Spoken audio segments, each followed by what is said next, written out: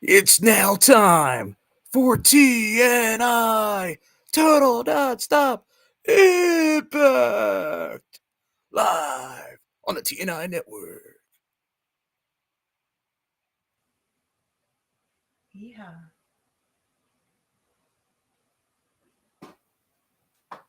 And I welcome, was gonna say, are we Tessa Blanchard now?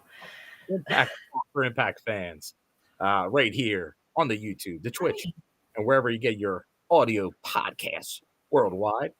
Once again, I'm joined by Alicia for the double shot of live content on this Rosie. Tuesday, including a puppo, Rosie. Rosie the dog, on TNI. Always, TNI has a long history of pet mascots, and tonight is no different. For a final Which, real resolution, quick, can I just say R.I.P. to Mr. Valentino? Valentino. Yeah, who was a regular on the show. If unfortunately my boy has gone over the Rainbow Bridge. Everyone here, big. If you've watched TNI, you know Valentino. He was a steady presence Yeah. On the channel. We definitely are very sad to hear that, but we know he had a long good life with you there, Alicia. He did. He did. He had a good spoiled little boy. And hopefully the TNI fans will feel spoiled tonight as we talk a little TNA action tonight, as we talk some final resolution, the last TNA premium live event of the year, and obviously a plus special on the app. So you got to have the app to see it. So hopefully you were able to watch it live this past Friday on the 13th of December. But due to obviously being there myself and just getting everyone scheduled here, luckily Alicia was able to find some time tonight, and we were gonna get this. We're getting this show in. We're gonna go over all 10 of the matches, including the countdown, and obviously some of the things we saw happen. As I already know, the background I elected to pick is already getting some people in the chat riled up, including our good friend Terrence Sullivan. Oh Lord, it's going to be a Tessa Love Fest. But you never know what it's going to be. I'm just showing the facts. And thank you for facts. Thank you to Punk with the super sticker. Much appreciated, brother.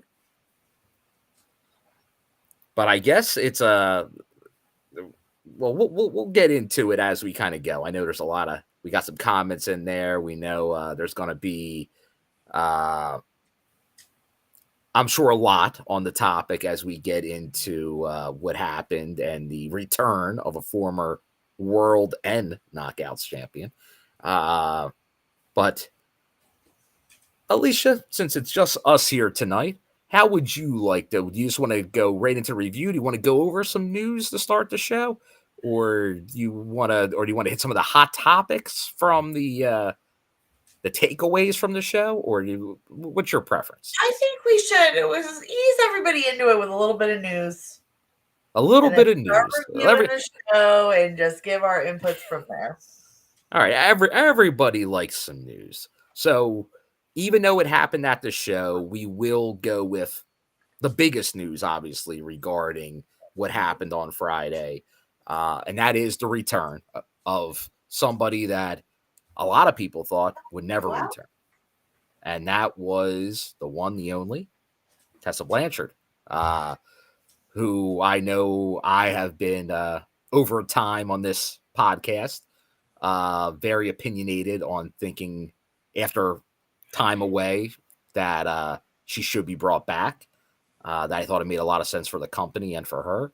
And now that has happened. We'll see, obviously, how it all plays out.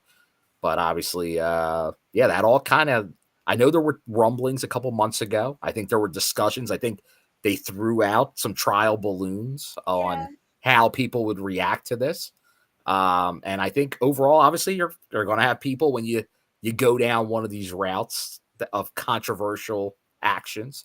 You're going to have people that are negative towards it as well, but I think overwhelmingly, I think it's more positive. But they brought her back as a heel, which probably is not a bad move because you mask some of that reaction, you play up some of that heat, even if it's real life heat in that scenario. But yeah, obviously, and we'll get more into that as we go over the show. But we obviously have the return of Tessa Blanchard as kind of our leading story. Now, this kind of, and we'll go over it again. We know that the card got affected by Hammerstone being injured, and it does seem like it's going to require surgery. So sadly, Hammerstone will be out of action for the foreseeable future. Hopefully, it's not too long of a delay. And obviously, we saw what happened on the show, but we'll see what that means for Jake something as well. Then probably next, talking about news confirmed already out there. And we knew some of this was coming in a way because it's the end of the year. Contracts are expiring. There's no more Impact shows, TNA shows the rest of the year. So if you had your contract expiring and they're not going to renew it, resign, or any of those things, that means people can be free agents. And we know some of them that came to a head are a lot that you could say were Scott D'Amore people, which seems to be the case. Obviously, Trent Seven, KUSHIDA, Jade Alexander, which, depending on what you thought might happen with Josh Alexander, as his deal's a couple more months. But if you thought he was leaving, that can probably help confirm that that's the most likely. He's definitely going to free agency because she's already getting out of her deal. So, or not looking at extending her deal. But that was always going to be an awkward thing because if he were to leave in February and she was then here for the next year, I don't know. I don't know if that was ever going to make sense. But yeah, there's something. And then there obviously are others like AJ. We knew at the beginning of the year signed a 1-year deal. So his contract's gone up, but he's making such, like, he has a perfect medium for what he does in TNA. I don't think he would get that somewhere else, unless like a WWE or something went, you know what, we made a mistake getting rid of that guy, let's bring him back. Which, hey, any of these people can parlay that, good for them. But yeah, we know that's like, these are all possible.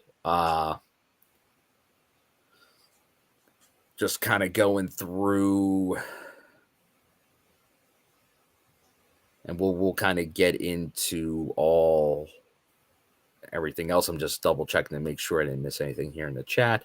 But yeah, and pretty much obviously the other big news was pre-sales started today for the Mega On Sale, which is obviously all the huge venues that they will be playing in 2025, and obviously in Los Angeles for Rebellion, in Long Island for Slammiversary where the Islanders play, and then outside of Kansas City for TV tapings. So a lot going on, obviously in TNA. But that's kind of the news. I know there's some other more rumors and sources I don't give a lot of credit to that are, I think, trying to put their negative spin on things that I won't really warrant with much because I don't think it's news. I think it's some agendas trying to be pushed by some people. But so we won't get in as much as that. But we'll definitely get in, obviously, the final resolution, everything that kind of came out that, and what we're getting into. Come on. You gonna go potty? And I do see some people talking about kind of that latest piece of news. Ow! Shit. Just taking a look here. Yeah, I think what might have happened, and based on that stuff that's out there, when we kind of said a lot of these people were Scott D'Amore people, and if their contract was expiring or looking to be redone and stuff like that, Scott could have definitely valued some of these individuals different than how current management does. So I wouldn't say necessarily it's like a whole like price cut issue with a lot of people on the roster, but there definitely could be some reevaluations. It wouldn't shock me. Obviously, if someone saw someone at this level at like a, let's just say, a main event level, but they see them more at the mid card or the lower card, then that would obviously be like, oh, on a new deal, we might want to pay you X times 2 as opposed to X times 1. So that, once again, that's why I won't get too much into that. It is what it is. Oh yeah, it's real. It's real here. It's real. I was the tapings. Yeah, man, come on, we're live. We go live. It happens live and real. Our good friend Justin Miller in the chat. Always good to see you.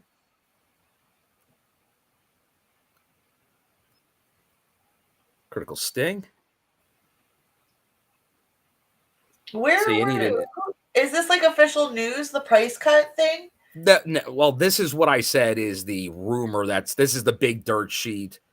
Like, once again, Uncle Dave, but like Coldaholic and all those guys are running with it. But the way they're running with it is just like, but I think it's something with more like maybe some contracts coming up. Some people like, once again, it's a lot of Scott D'Amore guys that he probably thought was a higher level of contract, maybe. When they're talking like negotiating, they might not be offering maybe raises or I wouldn't get too bogged down in that. Obviously they're spending a lot of money right now. Nothing is to, and when Scott left, there was all these rumblings about cost cutting and stuff like that when they've done nothing to really show that's true. All they've been doing is expanding, and they just brought in a new guy that the president of TNA now reports to try to get more, to go after those media deals, to go after maybe a network broadcast deal. So once again, I wouldn't put a lot of that. Like, technically, could there be a kernel of truth, as in negotiating and talking extensions and contracts and offering someone less if they were up for a new deal because they see you in a lesser role going forward? 100%. That happens in WWE. That happens in AEW. That happens in every company. Like, if for some reason they're like, yeah, like a year ago we saw you in this role, we still like to have you, but we see you in a different role. That does happen. Like that's the business. And could one or two of those people I want to go want to talk to the dirt sheets and say something negative and get blown out of proportion? I think you're seeing over the last 6 months, a year, a lot of the people, the negative talk has been getting out of the locker room, which is kind of funny, as I know some of the hot topics are going to involve people maybe coming back into the locker room too. But yet a lot of those people have a very positive. So it's very interesting to see how all this stuff works. It's like a family. It's dynamics. And you're always going to have some people that go and misconstrue things. But right now, that internet wrestling media, which we never acknowledge here on TNI, it is what it is. And most of them have agendas. They're getting their money off clicks. Like, if you think we're here making money for anything other than the occasional ham sandwich and a cup of coffee, that's about it over here. So we're just giving you our views as fans, what we see, what we interpret. And once again, Daniel Spencer, what a weekend he had down in Atlanta. Good to see you. I do gotta say though, dirt sheets are no different than like gossip. They're 100%. They're wrestling gossip. It's well, so take everything with a grain of salt. I don't read that stuff, so I guess no, it's better not to.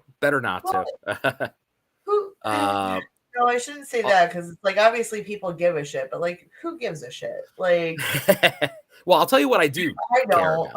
about. Because this was a story that came out over the weekend, and it was very cool to see. Because I believe it was his first time officially backstage since he left all those years ago, and that was AJ Styles. Yeah. Oh wow. Georgia native was backstage at the live show, which was cool, even if he wasn't on camera. That is cool. Now, Well, I like this. We already got somebody, not just somebody, senior official, Daniel Spencer. A lot of fake news being reported. yeah. Agreed. Oh, So, you mean the gossip? yeah, the gossip sites. That's why, like I said, I knew it was going to be in the chat because if that's what the internet's a hubbub about. But once again, a lot of fake news. Like I said, occasionally there can be hints of grain of salt, but unless you hear it from the people or you see it on screen, really don't believe it. That's always the best method to go for. And hey, we're talking about a hell of a show tonight. Final Resolution, which is I said it there. I said it after the show. I said it to some people, some of the top people at TNA on Saturday. Actually, yeah, it was Saturday at the TV tapings. But I thought this show, Final Resolution, and I did see like an early people grade, and let us know what you thought about the show overall before we get into it and grades, if you will. But I thought it was up there. It felt like a big four to me. Like it didn't feel like the monthly. Like there were some matches and some angles, like the surprise. It felt like maybe not Slammiversary or Bound for Glory, but it felt like it could have been a Rebellion or a Hard to Kill. Like it had that level. Like there was a lot of It felt like it was like even more matches, but it seemed like some of the quality of matches and the stakes were high. But yeah, let us know what you think. I know there's a lot in the chat. I saw some and not all of it. I'll try to kind of make sure I hit most of if there was some stuff asked or commented on as we go through this. But once again, if we're a person short tonight, so if I missed you, feel free to pop it back in the chat, and I will try to hit it as we make our way through the Final Resolution show. But yeah, Justin Miller, 8.5 out of 10. I like that. That's I'm feeling on the same wavelength with that. But we'll find out what you, the TNI fam, think as we go over this, as well as Alicia, because honestly, I don't know her opinion on most of this show. So I will be finding out with you as we go. Barry Monkey here. It was a good show. Despite me not being happy about part, I said 4 out of 5. All right. Hey, there you go. Mayor with a 7, a solid 7.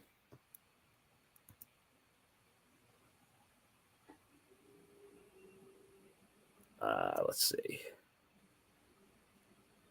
Aaron Jack, I would watch this show again. I really enjoyed it. And hey, rewatch value on the show. That's tough to beat that. You know, that says a lot when people want to watch it again. Yeah, so that is saying something. Re-looking at the card, and maybe this has just been lately for me, it felt like it went fast, but like it just seems like it's just like a action-packed kind of show that runs straight through. So, you know. And that's the thing. Like that's how I say that a lot on this podcast. Is if it feels like it's going fast, if it feels like there's not a lot of lags or delays, or it's drawn out, or it's like slow, that's the best show. Because like I said, I've been to other companies, and at times, like you're just sitting around, you're just waiting. And that's the worst thing for a fan. That's like when you I start losing interest and miss good shit. Yeah. So yeah, the way they can keep you engaged the whole time, that's what you want. That's what you want for sure. All right, so let's get into the show. Let's get into the show because there's a lot in there. but we will hit it all as we go through it here. So once again, continue to let us know what you think as we get into it. But let's start with the countdown show. And we start with JDC against someone we were talking about on last Thursday's show, which we reviewed just prior to this. Leon Slater kicking this off. So JDC from the system against Leon Slater. What'd you think of this one? I gotta say, I'm glad JDC got the win because he needed it, but I'm not mad at Leon Slater. I think fun match, whatever, you know. Yeah, I agree. Like, this is one where, like, and obviously there were some shenanigans in the end. There's always going to be shenanigans. We won't. I know Daniel Spencer's in the chat. We won't say a referee missed something here, but you could look back at the tape and maybe say there may have been some ropes used, or maybe something that using some leverage to get a win. But that's what the system and JDC do, whatever it takes to get the win. So, but once again, like, Leon didn't lose clean; he got screwed. Yeah. And as we were saying earlier, Aaron Jack, lovely, and that dude is amazing in the ring. Mm-hmm. No doubts here. Like, that's highlight can't argue with that. Post just under that. Agreed. Yes. Yeah, I will maintain my position of JDC being the most underrated worker in the company. When he certain matches that he gets, and he's like, I'm going to show everybody that I can work. He is a very good worker. That Johnny Dango Curtis, he can work. So Johnny it's good. Like, a lot of it, like, he got a very over up north in the WWE with that original Fandango gimmick. And to get that over with a gimmick, it's tough to kind of shake it. But then he went dirty Dango. And a lot of times he's comedy and stuff like that. But when he wants to put in that good match, he definitely can. Yeah, so he's like, I think he's a very, like, I know there were, like, a lot of people were like, oh, there were thoughts that he was gone from the company for a while before, like, he resurfaced as right. And it was like, oh man, like, that's a loss. Like, when we saw that, because it was like, I think he adds a lot. So agreed. I'm definitely glad to see him there. Obviously working with the system. So and Leon though, but Leon, I think 2025 is going to be a big year for Leon. So, but once again, he's so young. Just hopefully, yeah. Like, but man, he does some crazy stuff out there. So continuing on the countdown.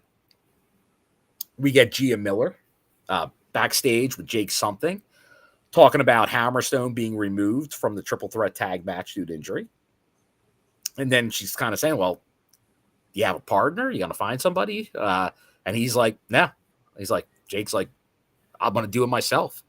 So we know it's that triple threat tag match is now a triple threat still, but 2 tags and a single. With Jake Something we'll going talk about it, but on Solo. So, all right, we get one last match for the countdown show, and it's none other than the self-proclaimed king of TNA. I see no crown for this king against Atlanta's own Jonathan Gresham. What'd you think of this one? The man that has the gauntlet and a scarf. He does. And a lack of serotonin. I hate to say it. It's the lack of serotonin that makes me wish Gresham had won this match. The vibe ain't vibing. If he had more serotonin. More guy liner. And more guy liner. You took the thought right out of my process, man. Yes. More guy liner. There's no guy liner. There's no serotonin. The vibe is off. Yeah, we need more serotonin. Fun match though. It was a fun match. But shockingly, in his hometown, Gresham taps out. Yeah. Known as a submission expert himself. So that was a little bit of a surprise. A surprising end to that one. But then we get to the main show. And we started out with none other, a tried and true TNA X-Division title match to start the show. But is this your generic X-Division champion? By no means. It is the one and only wrestling god, Moose, your X-Division champion here, defending against KUSHIDA. Alicia, thoughts? R.I.P. KUSHIDA. R.I.P. With peace and love, you never stood a chance. Peace and love. Peace and love. With peace and love. Yeah, Moose just be killing in the X Division, and I feel like as long as he's X Division, it's going to take a special someone to really knock him off that rope. Perch. The top rope. I mean the rope, like the X, Ultimate X, It's like the Ultimate X. He's hanging from the take a special someone to knock him off that. Whoa. You just put the thought in my head, Alicia. I didn't even think about this the whole Cook. Moose defending the title in an Ultimate X match. I would love to see it. Moose in Ultimate X? Oh my goodness. Just spearing people left and right? Oh. I gotta see it now. I need it. I need it in my life. I need it in my veins. Yeah. I feel like every other X Division champion has had to put up with the Ultimate X. So, it's the real trial by error, right? Is the Ultimate X. You're really the king of the mountain if you can win that. Yeah. I want to see that now. I want to see that Ultimate X match. I do too, actually. But, now this was interesting because early in the match, Moose had KUSHIDA done. He was done for. He was out. But he didn't want that. He didn't want it. He wanted to inflict more pain. But by doing so, he did let KUSHIDA get back in the match and give him a run for his money there for a bit. Until he just became the Moose that we all know. And it was the champ standing tall in the end. Yeah. So good to see. Good to see. And once again, a lot of rumblings out there that KUSHIDA will be done after this year. But always been a KUSHIDA fan, so we'll see. But hopefully that's something maybe with New Japan we still see going on in the future. So let's get to the next. Wait, did I miss it? Maybe I'm wrong. I don't know. What's that? I'm reading things. Says, hold up. What? Yeah. Well, I think there might be people are getting ahead of themselves right now. With spoilers. People are. This is a spoiler-free zone. But it's near the end of the year. People are looking for news, and just don't get too much into the. Gotcha. Yeah. Don't go into the don't go into the Pandora's box too much. But I gotta thank right now the one and only Bell's Boy with the super chat. Hello, Bill and Alicia. Merry Christmas to you both. I don't know if you talked about it yet, but what's your opinion on all the talent on their way out the door, and of course the Tessa situation? Thank you and happy holidays.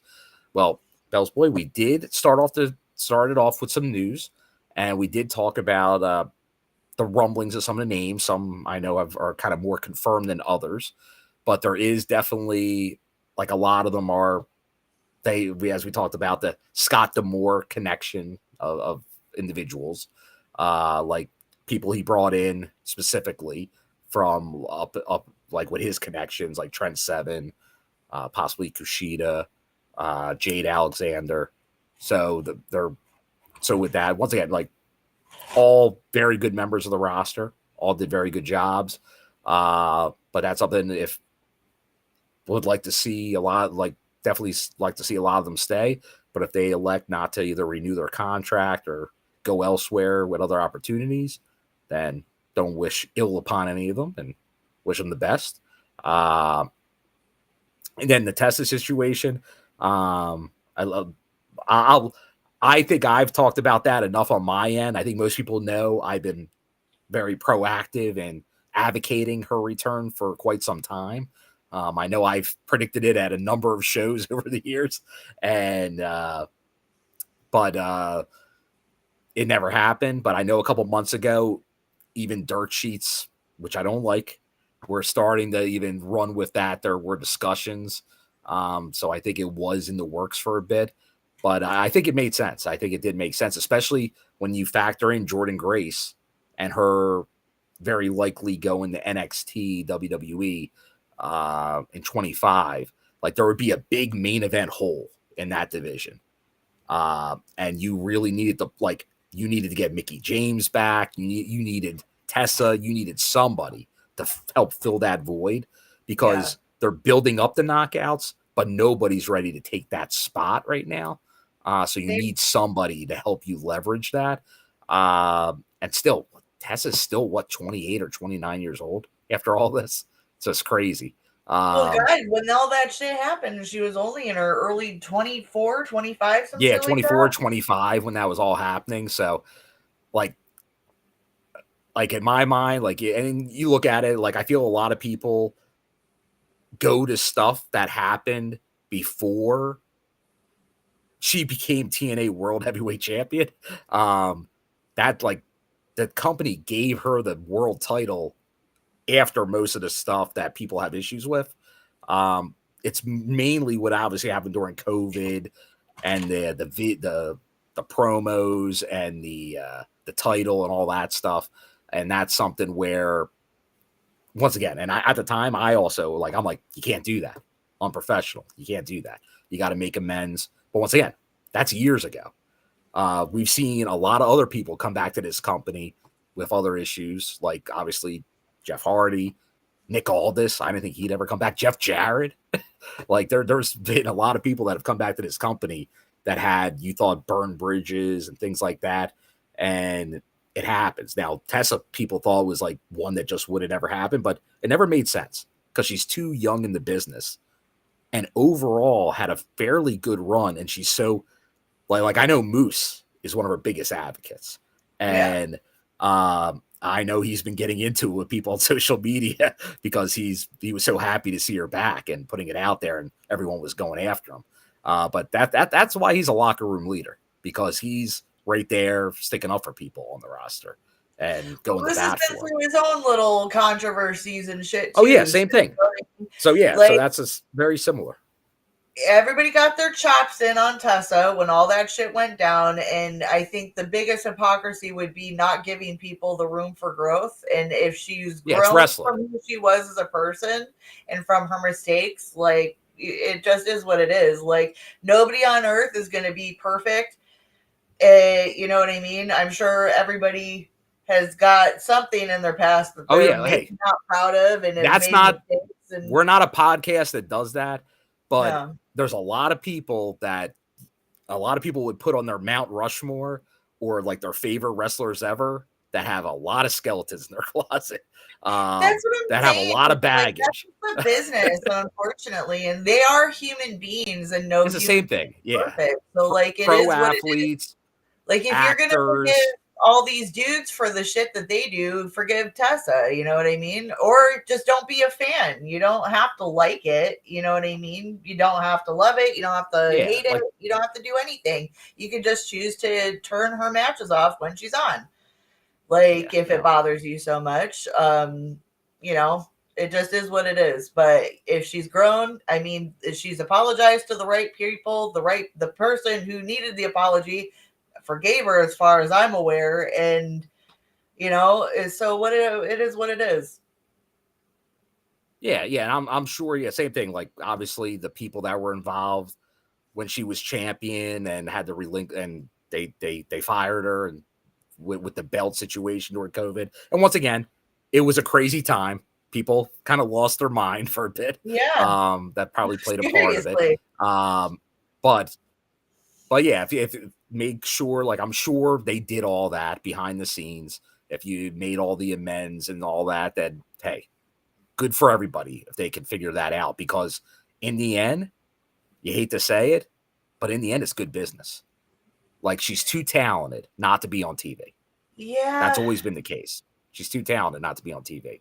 Now, that's the thing. If she lets herself get in her own way to ruin that, then that's just a shame if that's the case. But hopefully, now, once again, years later, hopefully now it's at the time where you can really capitalize on it, not have any issues going forward, and hopefully now be kind of like a huge part of that knockouts division going forward. So, but any other thoughts, Alicia? Because I know like Bell's Boy and some others wanted your opinion. I know you kind of gave it there, but any other further thoughts on the Tessa situation before we proceed? It just is what it is, and you know they got to build up the division in Jordynne's absence, and you know you got to have somebody who could fill in that like that's the thing. qualifier. And that's the thing. If you are like what, and I know there's indie names out there and things like that, and that's fine. Like you can do that, bring that, and try to develop, see what happens. But that doesn't help you right now, especially when you're talking about going into huge arenas next year. Like you need some star power in that division. You know, and I hate to say it, y'all are talking about it, so obviously it was a buzz. So, oh yeah, like I think, and I'm sure Critical Sting can let me know, but I think her reveal was like well over 1 million, like likes or views or whatever on YouTube immediately. Like I know it was generating a lot of buzz. So, but yeah, let's great conversation in the chat, guys. Can I just applaud you guys for being very mature? And hey, the TNI fan is a mature chat here. It's fun it isn't the depths of the IWC, like which is great. Hey, but we welcome if you're somebody that doesn't normally talk in the chat, feel free. And if it is something like, hey, if you were like, I don't want her here or I don't support it, that's fine too. You're welcome to that opinion. That is the beauty of it, is that you can like it, you can dislike it, and you can be vocal about both, and we're not going to hate on you for it, you know. Just be respectful about it, even if you're throwing a little shade on it. Yeah, and at times what I've noticed, at least regarding this situation, was a lot of not facts were used in it. Like I said, a lot of them were still saying the reason she wasn't in TNA was for stuff. Once again, she won the world title after all that came out. But it like, was so the, like, the but title and not showing up. I know people like bring that up, like, oh, she won the belt after a bunch of shit came out about her. But like, do you think that they were gonna not pull the trigger after that was probably months worth of planning? Oh, it was 7 months of planning. But I still the build up. So like, what are you supposed to do? Is just like, I don't know. Like, I still think they made that decision. Like they had the opportunity not to do it still though, and they did it. Yeah. They chose not to do it. But once again, a lot of those people aren't here anymore. They punished her accordingly when she pulled the COVID shit. Like, I just don't know what people want more from her. Well, that's the thing. Like, honestly, like almost a 4-year non-relevancy in the business. That's a pretty harsh punishment.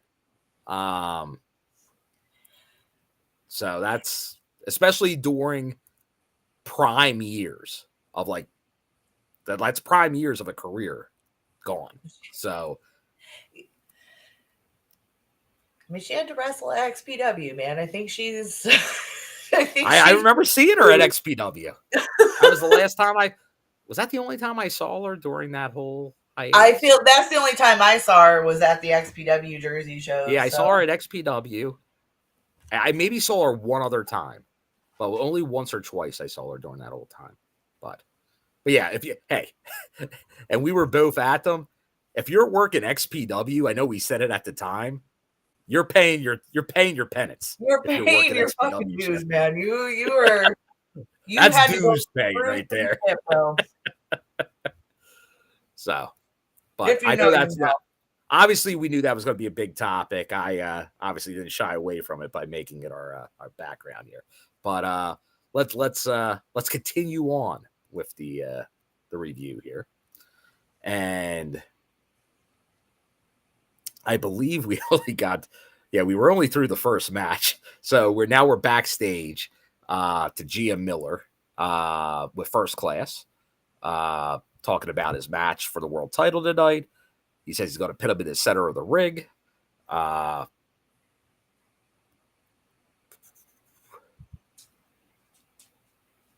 Then we get the triple threat tag match. Rascalz versus Sami and PCO versus Jake solo. What'd you think of this awkward triple threat match? I think they made a mistake. Oh. And Jake something should have won it. Oh. Boom. How about them apples? Well, that's I don't think you're too far off with that. It does feel, especially now with Hammerstone out. Do you give I know we've talked about it on this podcast over the years. Is this finally time for the big push of Jake? And look at this. You get Rosie the dog. Rosie said she's saying yes. Yes, the Jake something.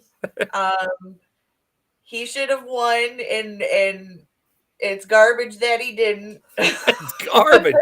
It's garbage. It's in New Jersey with the garbage. Garbage. Gabba.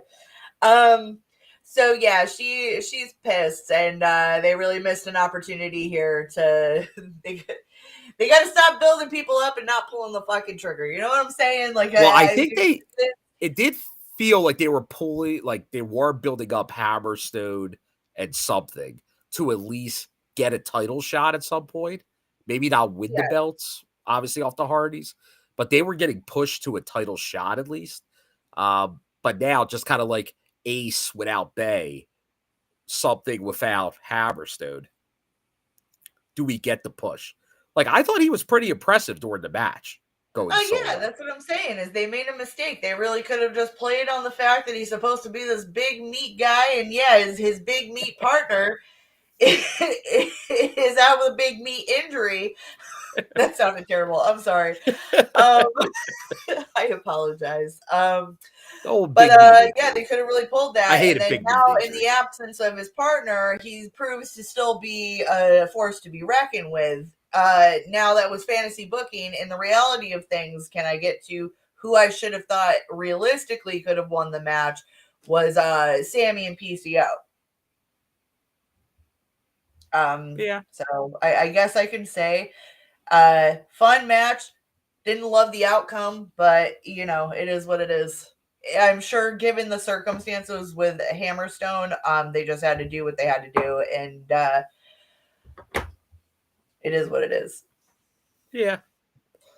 It does feel like obviously we're building definitely a road for the Rascalz to go against the Hardys for the titles. Like that feels like after what we saw, that could be the Genesis match, I'm guessing. But yeah, no, I'm with you. I'm with you on that. Go ahead.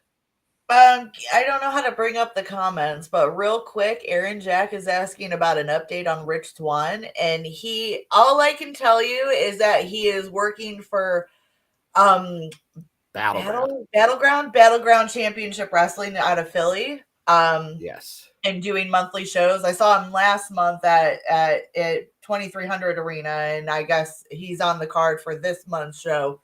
Yeah, he was just there, and I know he, like, and once again, great shape. He's like, I know he did put out there, I believe, because I think he's really only active on Facebook. I know he put out there, like, almost angling at, like, hey, like, WWE. Like, I think he was kind of always putting out there, like, so I believe once again, like, he might have a contract that's up as well, soon. So I think once again, they're going to have to make the decision. Do they bring him back as part of his First Class? Do they bring him back in another capacity? Or does he? They could bring him back into First Class and just be like, "Oh, I'm off of house arrest." Like, you know what I mean? They could totally. They should make First Class into a stable, like a legit stable. I It feel has the strongly makings of about it. that because they have the personalities to go into it already. Look at in Swan's absence, they brought in Casey, which I feel is an appropriate move. Now they're kind of sliding Tasha in and out of there, and she fits in. So I don't know. I just think that they should really go ahead and make a stable, and then maybe have them quarrel with the system, have a falling out between Tasha and Alicia, be the key factor, and then work it from there. I But agree. anyway, I agree. you could do that. And then I guess my next thing, where's the other one? So Critical Sting, talking about Hammerstone's run and how off kilter it's been. Yes. Yes. But yeah, I think it goes into Critical Sting's next thing is because of injuries. Like that's kind of why it's been off. It's been paused because sadly he's got it banged up different ways. He's just having a bad run this year for sure. Yeah, like it's sad because like it feels like I know a lot of people put Brian Cage comparisons. Obviously, he went all the way to the world title in TNA. But then as soon as like Cage was fine, but then when he got the world title, he started getting hurt all the time. And that's kind of like hurt his run when he became champion. But yeah, that's the injuries. Like that's a tough one. That's a tough one. It is tough. But I know it was brought up in the chat. I did not mention it earlier because he's not on the card. So I might as well, after we talked about Rich Swann, but it is one of my favorites back in the day until today. And that is War Machine Rhino, that he pretty much put out there himself Saturday before the tapings that he was going to be having his last TNA match that weekend. Because once again, his contract, I believe, is also expiring. And at least at this point, he's not intending to re-sign. He's not saying he's retiring, but I don't know if he, like, obviously he showed up at the NXT show in Philly, but maybe he's looking to go more part-time than he is now. But once again, that's obviously TNA Hall of Famer this year. Well-deserved. But yeah, that's another one, Rhino. But I have a feeling, like, because it's funny. He always gets the ECW chance. But, man, he's been a TNA guy more than anything in his career with all of his runs here in TNA. So, but, yeah, I got to give it up for the War Machine because I always say it here, too. Like, it doesn't always come off if you're watching on TV. But live, Rhino still gets one of the best pops of anybody on that roster. I hate to say him go, but I love to watch him leave because that is a good-looking man. Tis a shame. The Rhino, the War Machine. See, that's why you get the pop, man. The guys like the pop, and the ladies, they like the hair. It's all about the hair. Ladies love Rhino. It's the hair. It's the fucking hair. It's the hair. So let's go on to the next. Oh, wait, but after the match, because we just saw it on the last Thursday show, we once again get the 23 on the screens. 23 and me. Yeah, 23 and me. Maybe it's just a big sponsorship deal. With oh God, can you imagine? I think a lot of people would be super pissed about that. But I know we were talking about it earlier. I know Bear was saying about, like, hey, maybe it's the Live Impact in January, the 23rd. Hey, that's as good a guess as any. If you feel free to put in the chat what you think it is, but I know a lot of the thoughts on what it is feel like real stretches. Like on, I have a, and I guess Sami might have put something on social media where people are thinking now it might be a tag team. 23. But I'm not, once again, I don't know the indications of that at this point, but let us know what you think. I think this is going to be a surprise regardless. It's going to be a surprise. So we get Eric Young with Maclin. That he's saying he'll be in his corner just in case the Northern Armory gets involved. But Maclin says he knows what he needs to do to win. Put on So face we paint. then go back in ring. We get Ace Austin against Trent Seven in the match that was set up last Thursday. So good seeing Ace here get a spot. As we saw, he's kind of doing it as trying to get some revenge for Speedball Mike Bailey for Trent taking him out. And it looks like he does that here. With thoughts on this match with Ace Austin and Trent. Trent, that mustached man. Seven. Deuces. Yeah, all right. This was fun. Glad Ace got the win. I don't know. I guess I never really got into Trent Seven, so yeah, I'm a little biased in this one. It's just yay Ace. And I'm rooting for Ace here. Like I think obviously I wanted to go on that insane singles run. So I'm all for it. And I like Trent Seven. Like I liked him back when I saw him in Chikara years ago as part of Mustache Mountain the first time around when they were just first coming to the US. Like I thought that was a good gimmick there. It felt like I think the Mustache Mountain stuff that did work. Like I think that for both Trent and Mike Bailey, like that helped get them like more character work than they probably had normally. So I thought that was a good use of them, but then obviously Speedball leaving didn't help that. So I think almost kind of like on his own, like the heel turn from Trent Seven kind of came out of nowhere. So I don't know how well it worked. So I'm not saying I know where they could have went direction wise with him, but having Ace obviously, like you need to put some people over that if he obviously, as we know now, going out the door. So giving Ace the win, that was a smart way to do it. We go, and here we go. This is one of the matches. A lot of controversy here. Jordynne Grace versus Rosemary. A match we thought for months might be for that Knockouts title with Rosemary taking it. But now, obviously, Jordynne not the champion at this time. We get the match, but we didn't really get much of a match because there was obvious interference from our friend up here.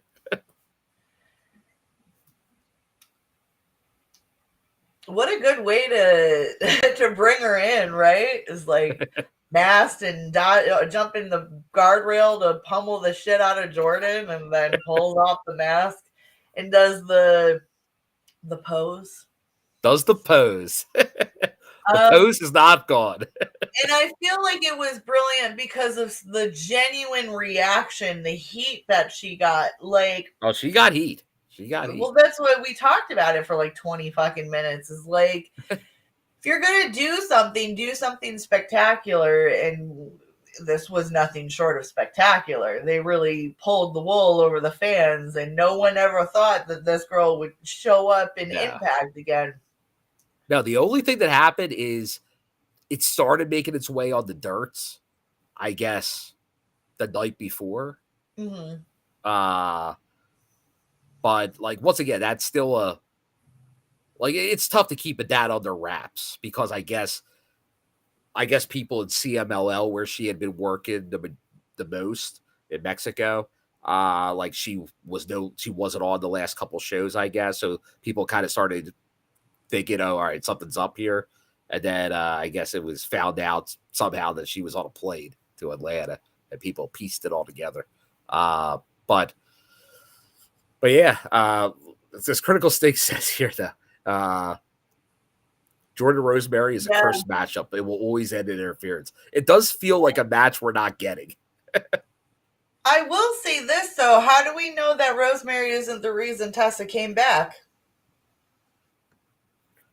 There you go. You're not wrong. This is what I've been thinking. In the past couple of episodes, when we see Rosemary outside of an in-ring contact, she's always watching and lurking and plotting.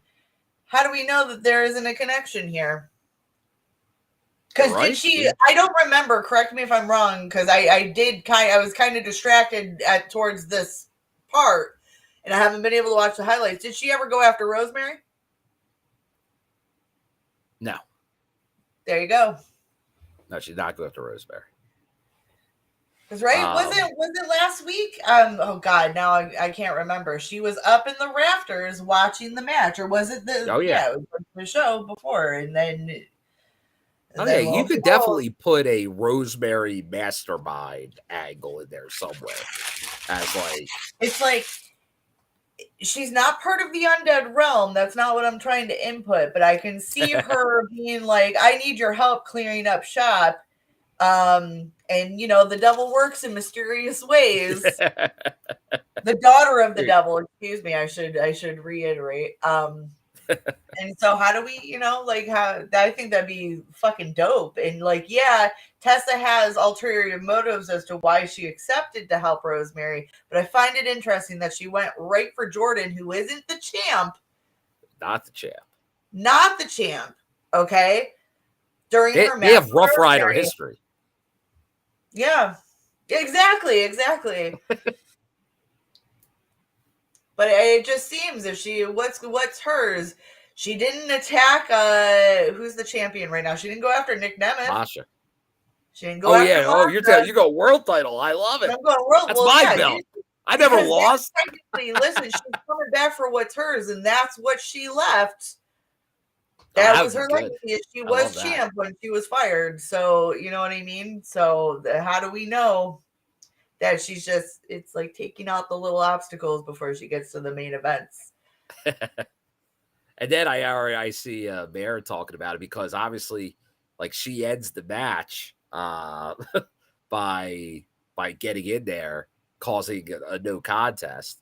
But then as she makes her way out, intrepid reporter herself, the one and only Scoops, friend of the show, Gia Miller, tries to get a word with that Tessa Blanchard, but man, Tessa was not having it. She knocked down Miss Gia Miller. What do you put? No wonder she's mean. Yeah, what the fuck? If you weren't already getting heat, you go after everyone's favorite, Gia Miller. Oh my goodness. Talk about a heat seeker. That is what Tessa Blanchard. But no, that's the big angle we see there. But hey, we're going right from that to the other big one as we get into the beginning of next year. And that is the number one contenders 4-way matchup. Joe Hendry, Josh Alexander, Mike Santana, Steve Maclin. Alicia, what are your thoughts on this one with the main event seed and the next number one contender getting crowned? Joe Hendry needed this. Joe Hendry did need this. He did need and this. It's a shame they haven't done it sooner, but he needs this because everybody got that virality, but I don't think people realize that virality comes and goes, and it's starting to go on the decline. And if they didn't pull the trigger with him soon, it was just going to make no sense going forward. So I'm glad that they did this. I'm glad Joe Hendry got this position. Now let's just see where it goes from here. Agreed. Like, that was something that had to be done. Like, he had to be the number one contender. He has to go get that title. But sometimes, like we said, like, everyone thought he should have won it at Bound for Glory. But once again, sometimes that's not the right move. Sometimes that extra build-up, it can work. You get a bigger payoff. And we'll see. We'll yet to be determined, but I think it could. But right now, I want to give a shout out to our good friend, the Bone Man in the chat. Smash this podcast, J-Bone. Good evening, folks. Sorry I'm not live with you guys. The Bone Man is ill in today. Covers and descriptions are up. Thank you. And as he says, say back at you, Bone Man. Much love. Feel better there. Hopefully by Thursday, we'll get you back. On the up and up. A good match here. Joe Hendry getting that number one contendership for the world title at Genesis. Genesis feels like that. The return of Genesis as a big four, that could have the oomph. Like that could really put that on the map at a big show in Texas. That could be a great way to kick off the year with Joe Hendry winning that world title. So I like it. I like what I'm seeing here. I can't disagree with it. They were the right guys in the match with them. Like that is the main event picture right now at TNA. So yeah, once again, like right now when we just had the return of Tessa followed by this match, like this is where I'm like, this ain't a normal plus special. This is big show feel right now. Like this is major stuff we got going on. So let's get into the next match. Well, actually, we go backstage real quick. Nick Nemeth, where he's saying no one's going to take his title away. But then we go to the Knockouts title, Falls Count Anywhere match. Which for Masha seems like heck of an advantage. Tasha Steelz doesn't feel like her kind of match, Falls Count Anywhere. But that's the stipulation. Thoughts on this one, the Knockouts title match, Masha versus Tasha. Let them beat the shit out of each other. I could watch this over and over and over again. They did. Like they went at it. Which is appropriate because, yeah, even though Masha is a deathmatch queen, that doesn't mean Tasha is any less familiar with a hardcore match and stuff like that. She may not be taking light tubes and stuff, but she's still not a stranger to a little bit of violence. Now, she's worked enough on the indies that she can do that. She's not unfamiliar. And again, she's a Jersey girl.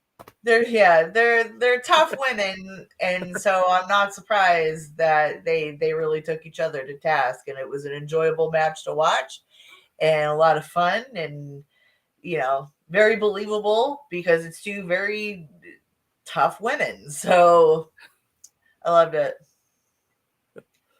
Oh, and here this is pretty good because obviously you had Alicia with Tasha.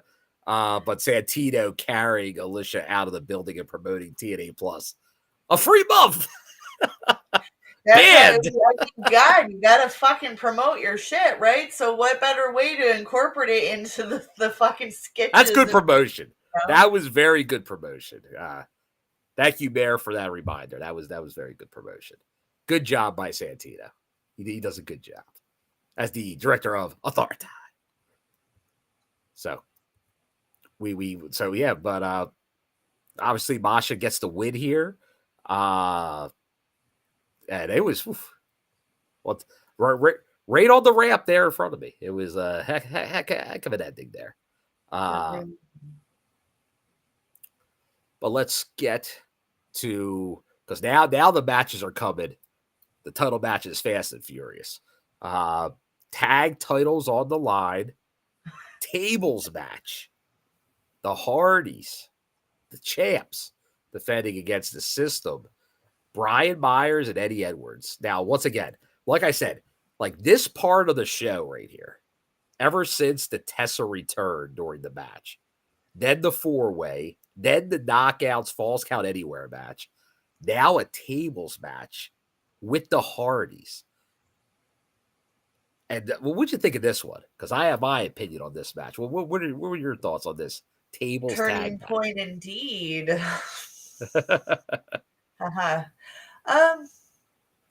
I see what they were going with here. It was pretty wild. I like the nostalgic little win at the end of Jeff doing the swanton off the balcony through the table. It was a little throwback to his solo run days. That was old school. That was old school. Very old school TNA Jeff Hardy. So like we were standing there, and it's like soon as like you saw them heading up in the stands there, you're like, he's going off that. Much appreciated. So that was very good, very good. And once again, tables match, can't go wrong. A specialty of the Hardys. But let's get into the news from this one because I want to get your opinion on this. And I know people are bringing it up in the chat, and I definitely have an opinion on it as well. So I don't know if you're even aware. Like they did show it. Like it got showed in real time. But let me go back to where it was mentioned. Well, someone mentioned it a little while ago, but yeah, I saw that. Yeah, but I'll just go where it's mentioned back here again. So we got the hashtag "Don't Touch Eddie" from Critical Sting. So obviously during this match, you had a time where Eddie Edwards, obviously the heel, the system, getting into one of the fans ringside, not far from where I was, like not in the corner, but on that side, up near where I was. So talking smack back and forth, which normal wrestling show, nothing out of the ordinary there. But then this is where the things either you know what's going on, you've been to a wrestling show, or you've watched wrestling, or maybe you haven't ever. But if you're interacting with a heel in a negative way and they're going after you, if you have something in your hand or leaning over the rail with something, they're gonna try to knock it out of your hand. Yes. Or take it from you. You're at a like a sign, show. A drink. Like that's heel 101. And that happens all the time.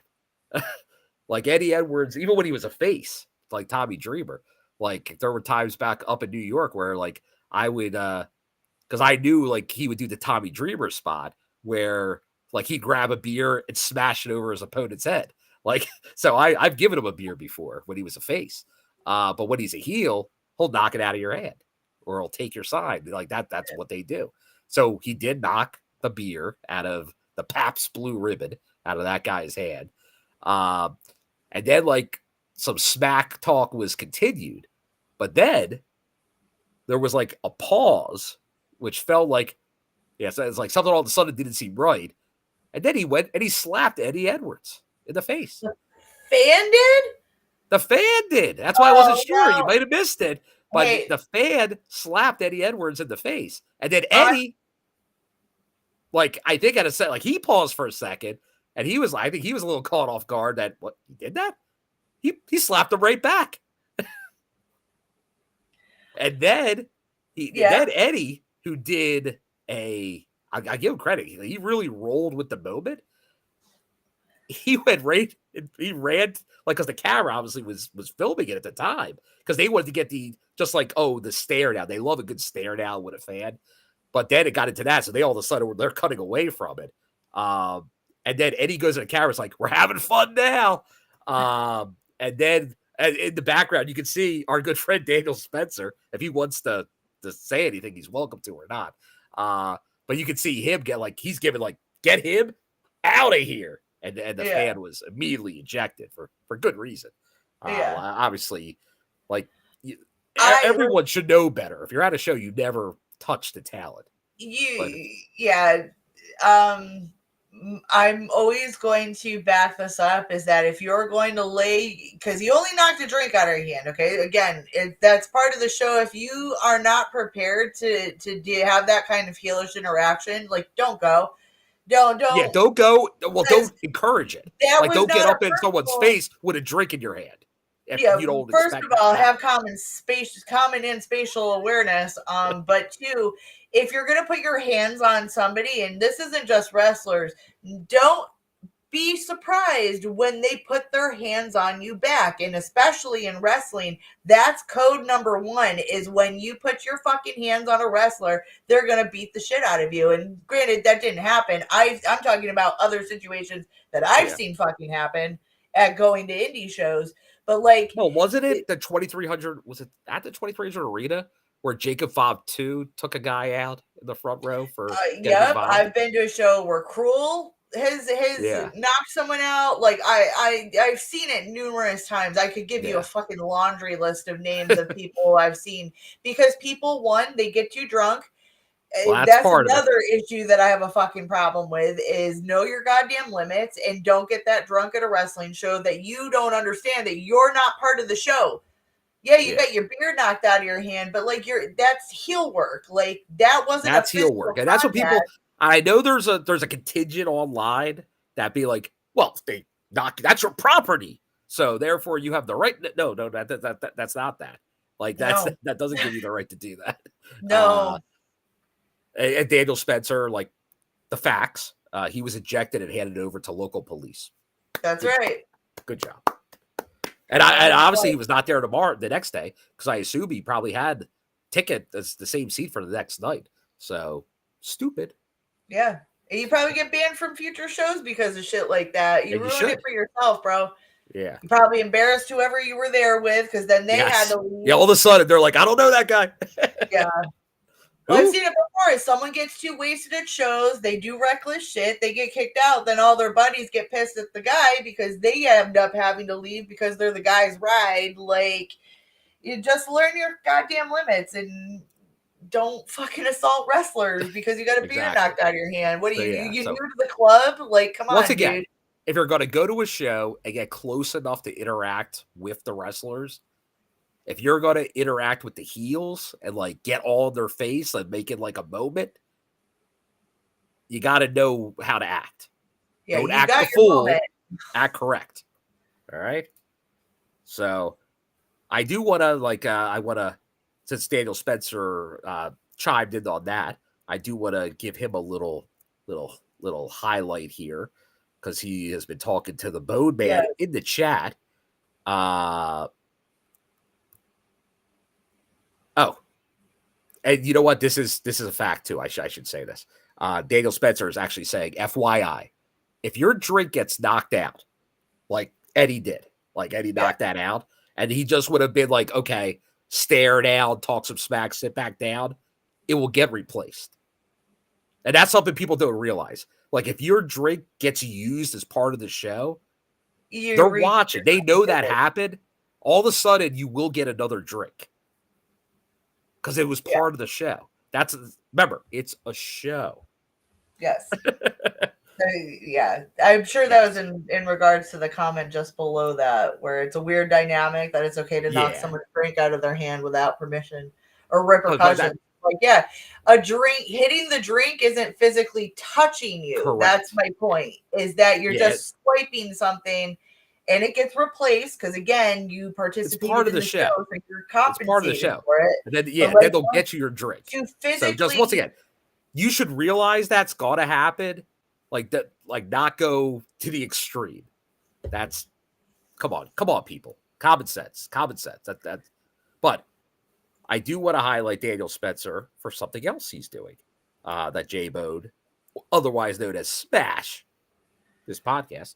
Congrats on the movie. Saw the trailer today. Queen of the Ring is gonna rock. So Daniel Spencer is involved in a new movie called Queen of the Ring. Trailer just dropped.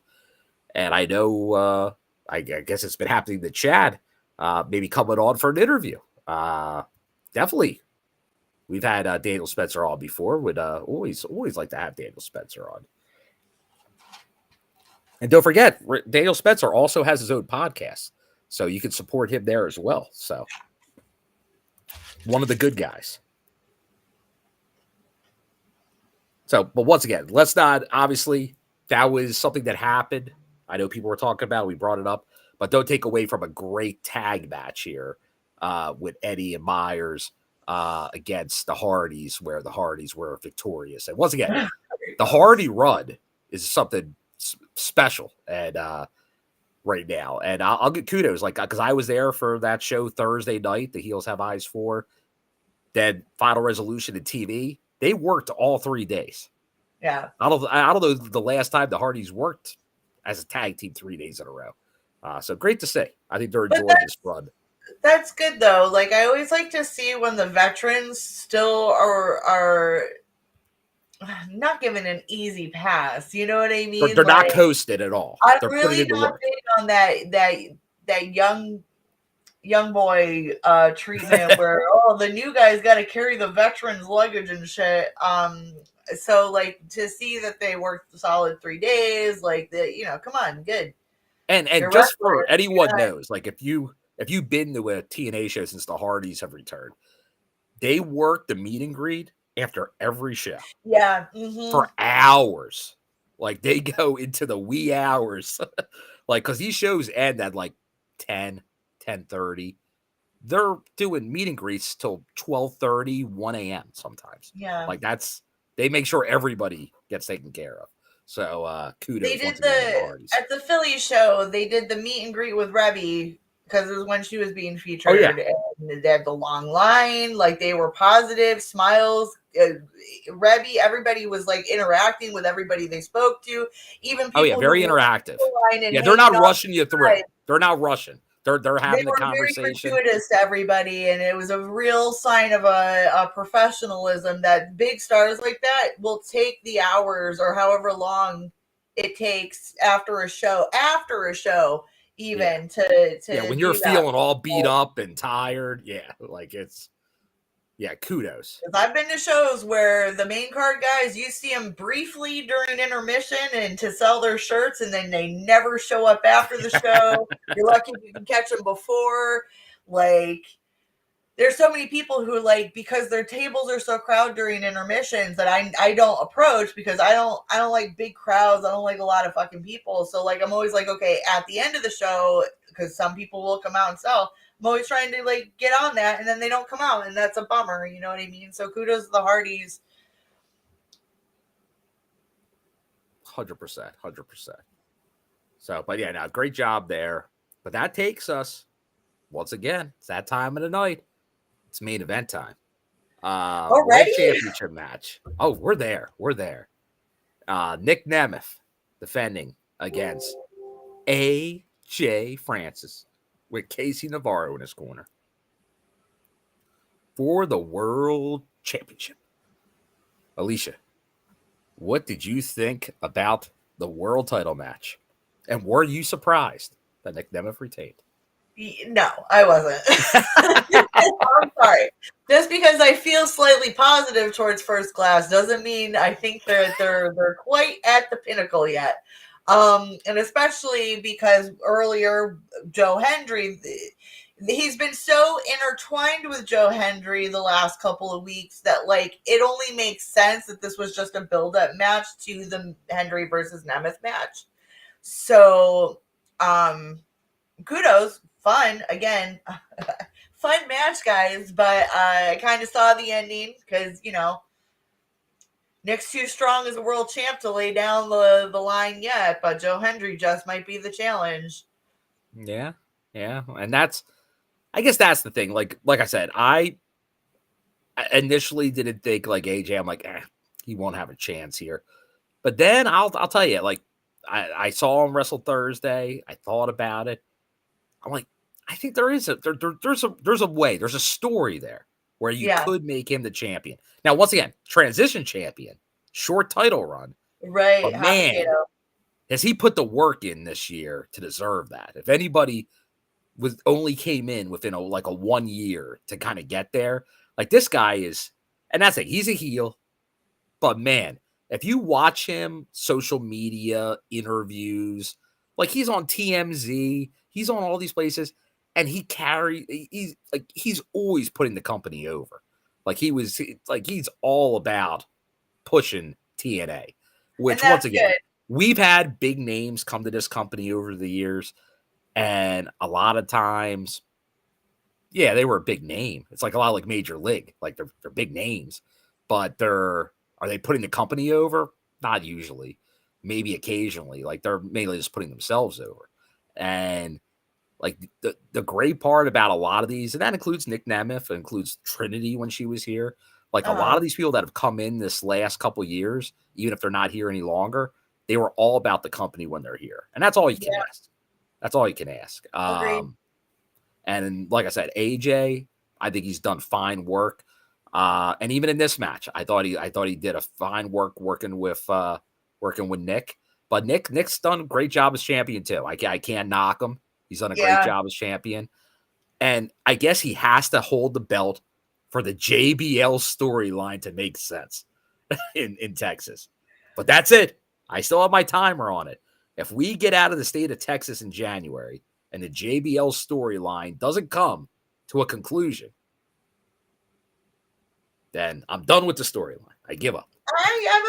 I'm still perplexed about it. It doesn't make sense to me, so I don't think about it often. Real quick though, just in case I cut out because my battery on my laptop's about to die. Oh no! Just give you a heads up. All right. So if Alicia vanishes, she says goodbye. Well, let us know your opinions right now on the match. Well, so what are your final thoughts here? Like, obviously Nick got the win. We know he's facing Joe Hendry at Genesis. Any early thoughts on this? Do you think it's going to be his time? Do you think does JBL get involved? Does Nick go heel? What's the early thoughts? I'm not sure. Because Nick already kind of feels a little heelish. Heelish. But who's to say that Joe Hendry won't turn heel once he wins the belt? I'm optimistic. Maybe eventually. It's just if Joe wins the belt, he's going to be so over with that title. He's going to be super face, super over. Maybe eventually he'll be able to turn that into a heel thing. But it's almost like you got to run it Cena like if he wins it. Like if he's super over babyface, you got to keep it. Like he's got to stay that way. But I'm intrigued. Like I'm just wondering if will JBL cost Nick the title?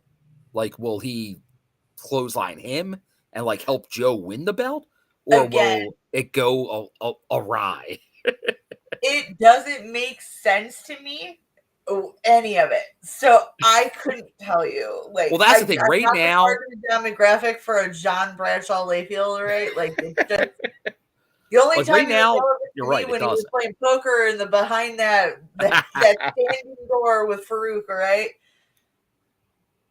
I agree. That's the thing. Right now, it still doesn't make a lot of sense. It doesn't make any sense.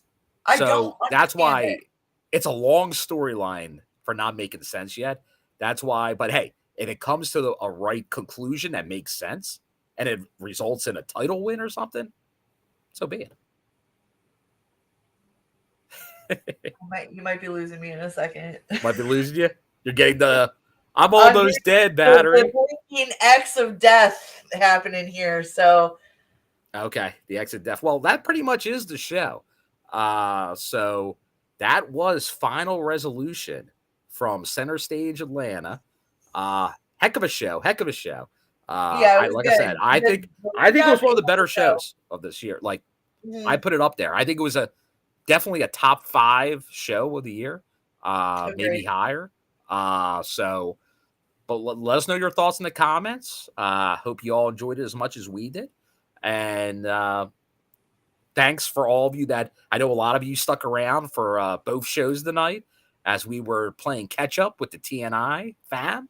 But now we're back on schedule. So tomorrow, the UK guys will be giving their opinions on everything that happened at Final Resolution. And then we'll be back this Thursday to start talking the fallout from Final Resolution. So we're on our way to Genesis already and the end of the year. So looking forward to it. Should be a good show. Bone Man hopefully feeling back right with the world. And he'll be here with us on Thursday. So once again, thanks, Alicia. Thanks, everyone in the chat. Don't forget to hit that like button, ring that bell for notifications, subscribe, do all the good stuff. You'll be notified when we're on next, which will be Thursday ourselves. But make sure to see good old the UK lads tomorrow for a little lunchtime wrestling talk. So yeah, best of. Well, and that's the thing. There will be some best of, so we'll go over it. But I think we'll be still covering Thursday. So, but I'll let you know. We'll keep everyone updated in the chat. So stay tuned. But yeah, but some good stuff going forward. Don't forget. Still, I think the Are they still open, the polls? Make sure you vote for those year-end polls. But once again, thanks everyone. We'll be seeing you hopefully Thursday. But stay tuned for the whole gang tomorrow. Thanks everybody, and we will see you